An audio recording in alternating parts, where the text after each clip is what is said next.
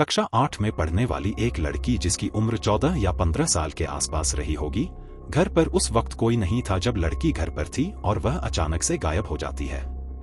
उसके माँ बाप जब घर वापस लौट कर आते हैं तो अपनी बेटी को हर जगह तलाश करते हैं, हर किसी से पूछते हैं। जब लड़की मिलती नहीं है तो मजबूर होकर वह थाने जाते हैं और थाने जाने के बाद रोते हुए गिड़गिड़ाते हुए कहते हैं कि साहब हमारी बेटी गायब हो चुकी है, उसे ढूंढने में मदद कर दीजिए। पुलिस जो अक्सर इस बात पूछने के बाद कि इसकी उम्र कितनी है और उम्र के साथ ही वह तरह के अंदाजे लगाने लगती है, तो पुलिस का बस एक ही कहना था कि हो सकता है किसी दोस्त के साथ चली गई हो। लेकिन वह दोस्त के साथ नहीं गई थी बल्कि नाराज होकर घर से निकल गई थी। काश वो उस दिन नाराज होकर घर से ना निकलती तो उसकी जो भविष्य में दुर्दशा होती है उसको सुनकर शायद किसी की भी आंखों में आंसू आ सकते हैं। दरअसल इस लड़की के आंसुओं की कीमत किसी ने पहचानी तो वो एक पुलिस की इंस्पेक्टर होते हैं। उस लड़की को न केवल उन्होंने उस दलदल से बाहर निकाला बल्कि उसे एक सही जगह पहुंचाने में पूरे जी जान से जुट जाते हैं।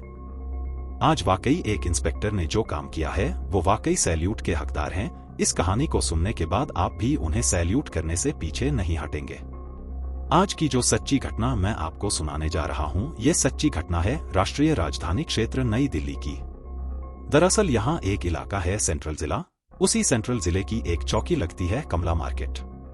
बात कर रहा हूं 16 और 17 जुलाई 2024 की रात लगभग 10 बजे के आसपास की, जो कमला मार्केट चौकी के इंचार्ज होती हैं किरण सेठी। उनके साथ में एएसआई होते हैं परमजीत और कांस्टेबल होती हैं ममता। वो आराम से बैठे हुए थे खाली। उन्होंने कहा कि ठीक है चलो कमला मार्केट की तरफ चलते हैं, जहां पर जीबी रोड है, जहां पर वैश्यावृत्ति के धंधे होते हैं। कहते हैं कि वह अचानक ही वहां से पता नहीं क्या मन में आता है किरण सेठी के और वह अपने चेयर से उठते हैं और साथ में एएसआई और कांस्टेबल को ले जाते हैं और चलते चलते उनकी जो मंजिल थी वह कोठा नंबर 59 पर जाकर रुक जाती है। जैसे ही 59 पर जाते हैं और वो अचानक रैंडमली वो उसके अंदर प्रवेश करते हैं तो उसमें हड़कंप मच जाता है कोठे में कि आखिरकार यह पुलिस वाले इतनी रात में क्यों आए हैं। पुलिस वालों को समझाया जाता है, कहा जाता है कि मैडम इस समय धंधा चल रहा है और धंधे में खलल डालने के लिए चली आई हैं। उन्होंने कहा कि बस मेरा मन नहीं लग रहा था, सोचा कि आके देख लूं एक बार कि कैसे चल रहा है। जितनी भी लड़कियां वहां पर काम कर रही थीं, हर लड़की को निकाला जाता है, देखा जाता है कौन कौन लड़की है, कोई नई लड़की तो नहीं आई है। जब यह देखने की बातचीत चल रही थी तो एक कमरा बंद था। उस कमरे के अंदर ग्राहक भी मौजूद था और साथ ही एक जो उनके अंदर लड़की थी वह भी अपने कस्टमर के साथ बिजी थी। दरवाजा खुलता है और दरवाजा खुलने के बाद जब किरण सेठी उस लड़की को देखती हैं तो देखने के बाद वो देखती रह जाती हैं। हालांकि कदकाठी से वो लड़की बड़ी लग रही थी लेकिन उसके हाव भाव से लग रहा था कि शायद ये छोटी है। उस लड़की के बारे में पूछा जाता है कि इस लड़की को तो मैंने पहले कभी देखा ही नहीं। तो जो कोठे की मालकिन होती है उस कोठे की मालकिन का नाम किरण देवी होता है। किरण देवी कहती हैं किरण सेठी से, किरण सेठी चौकी इंचार्ज होती हैं और किरण देवी उस कोठे की मालकिन होती हैं। तब कहती हैं कि मैडम आप खामखा परेशान हो रही हैं, ये तो काफी टाइम से यहाँ पर है और आपने शायद इसको पहले भी देखा होगा। लेकिन बात देखने की आती है तो उन्हें लगता है कि कुछ ना कुछ तो गड़बड़ है। तुरंत ही वो अपनी टीम को फोन करती हैं। टीम को फोन करने के बाद इस लड़की को हॉस्पिटल लेके जाया जाता है और हॉस्पिटल ले जाने के बाद जब इसकी उम्र का पता निकाला जाता है तो लड़की लगभग 14 या 15 साल के आसपास की रही होगी। अब उसके आधार कार्ड या बाकी जो डॉक्यूमेंट थे वो भी दिखाए जाते हैं तो उसमें उसकी जो एज थी वो बालिग थी, लेकिन लड़की बालिग होती ही नहीं है। अब उस लड़की से प्यार से दुलार से पूछा जाता है कि बेटा तुम कहाँ के रहने वाली हो, तो बताती है कि वह उत्तर प्रदेश की रहने वाली है। उसके जिले का नाम इसलिए हम नहीं बता रहे हैं क्योंकि उसकी जो पहचान है वह उजागर हो सकती है और इसलिए उसकी बदनामी हो सकती है। उसकी पहचान को खुद जो इंस्पेक्टर होते हैं उन्होंने भी बताने से साफ इनकार कर दिया था। दरअसल यह लड़की कक्षा 8 में पढ़ने वाली होती है। 14 या 15 साल के आसपास की इसकी उम्र रही होगी। दरअसल यह लड़की जो कहानी बताती है इसको सुनने के बाद हर कोई भावुक हो जाता है। दरअसल लड़की बताती है कि 23 जून 2023 का यह वाकया है। यह अपनी मां से कहती है कि मां मुझे अपने स्कूल जाना है और जो कबड्डी के कंपटीशन में इसने हिस्सा लिया था वहां पर इसको सम्मानित किया जाएगा। जैसे मां ने यह बात सुनी, मां ने कहा कि छुट्टियों के दिन चल रहे हैं, तुम स्कूल में करने क्या जाओगी। इसलिए तुम स्कूल वगैरह में मत जाओ।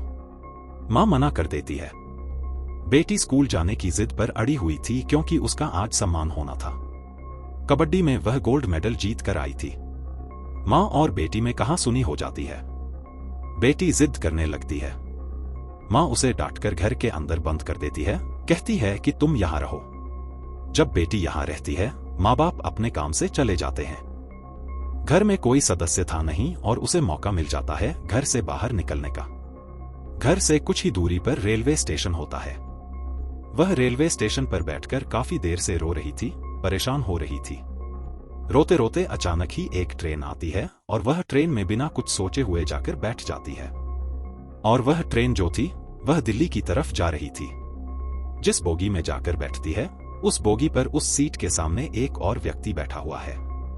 उस व्यक्ति ने उस रोती हुई लड़की को देखा, देखकर कहा कि बेटा तुम रो क्यों रही हो, परेशान क्यों हो। तो लड़की शुरुआत में तो चुप रहती है, लेकिन वह व्यक्ति उसके लिए कुछ खाने का सामान लेकर आता है। कहता है कि बेटा तुम इसे खा लो, तुम मेरी बेटी की उम्र की हो, कोई दिक्कत कोई परेशानी हो तो बताओ। उस लड़की ने अपने मन की सारी बात बता दी कि उसे गोल्ड मेडल मिला था, मां उसे स्कूल भेजना नहीं चाहती थी, इसलिए नाराज होकर वो घर से बाहर आ गई है।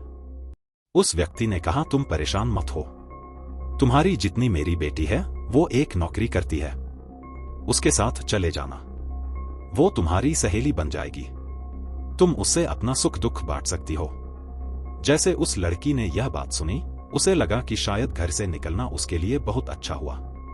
वो घर से निकल के ट्रेन में और उस व्यक्ति से बातचीत करते करते काफी नजदीकियां उसकी बन जाती हैं। वो व्यक्ति उसे अपने घर पर लेकर चला जाता है और वह लड़की नहीं जानती थी कि आखिरकार वह किसके साथ आई है, कहाँ रह रही है, कहाँ नहीं। उसने कहा मुझे बहुत तेज भूख लगी है। तब उस व्यक्ति ने उस लड़की को कुछ खाने के लिए सामान दिया, और जब सामान देता है तो कुछ ऐसा पदार्थ मिलाता है उसके अंदर जिससे लड़की वह अपनी अवस्था में थी ही नहीं, ना तो विरोध करने की अवस्था में थी, ना कुछ कहने की अवस्था में थी। और उस व्यक्ति ने उसके साथ बलात्कार किया। 1 दिन नहीं, 2 दिन नहीं, 3 दिन लगातार उसके साथ वह ऐसा ही घिनौना कृत्य करता रहा और साथ ही तलाश करता रहा कि इस लड़की को आखिरकार कहां बेचा जाए। कहां? क्योंकि वह व्यक्ति दलाली का काम करता था, जिसका नाम ऋषि होता है। ऋषि नामक वह व्यक्ति उस लड़की का शारीरिक शोषण करता है और वह तलाश कर रहा था, क्योंकि इससे पहले भी वह कई लड़कियों को इसी तरह कोठे पर बेच चुका था। उस ऋषि नामक व्यक्ति ने कोठा नंबर 59 में किरण देवी नाम की जो मालकिन होती है उनसे संपर्क किया, और संपर्क करने के बाद कहा कि मैं एक लड़की लेकर आया हूं, तुम चाहो तो उससे मिल सकती हो, अच्छी है देखने में, उससे तुम अच्छी खासी कमाई भी कर सकती हो। कुछ पैसों के एवज में उस लड़की को कोठे पर बेच दिया जाता है। लड़की उस समय समझ चुकी थी कि वो दलदल में फंस चुकी है, उसकी जिंदगी अब एक दलदल से बाहर नहीं निकल सकती है। वहां उसका लगातार शारीरिक शोषण होता रहा, लगातार उसके साथ बलात्कार किया जाता रहा, लेकिन उस लड़की को उस दलदल से अगर कोई निकाल पाया तो वो निकाल पाई एक इंस्पेक्टर। इस कहानी को सुनने के बाद आप शायद यह समझ सकते हैं कि इंस्पेक्टर जो हैं, उनकी भूमिका कितनी अहम होती है। इंस्पेक्टर ने उस लड़की को उस दलदल से बाहर निकाला, उस लड़की को उसके सही स्थान पर पहुंचाया, और जो लोग इसमें शामिल थे उन्हें आज वह जेल की सलाखों के पीछे पहुंचा चुके हैं। इस समय लड़की का इलाज चल रहा है। बच्ची को उसके माँ बाप के पास भेजने की कोशिश की जा रही है। इसके साथ ही पुलिस ने उसके खिलाफ मुकदमा दर्ज कर लिया है, और जो आरोप था कि उस बच्ची का एक फर्जी आधार कार्ड बनाया गया था, उसको लेकर भी कई ऐसे लोग पकड़े गए हैं जो इस गिरोह में शामिल थे। हमें यह समझना चाहिए कि अगर बच्चों के साथ छोटी छोटी बातों पर डांट-डपट की जाएगी, अगर बच्चों के साथ ऐसे व्यवहार किया जाएगा, तो बच्चे भी किस तरह से प्रतिक्रिया देंगे, यह उनके लिए और हमारे लिए दोनों के लिए नुकसानदायक हो सकता है। इस कहानी से हमें यही सीखने को मिलता है कि घर की सुख सुविधाओं को छोड़कर बाहर की कठिनाइयों का सामना करना किसी भी दृष्टिकोण से सही नहीं है।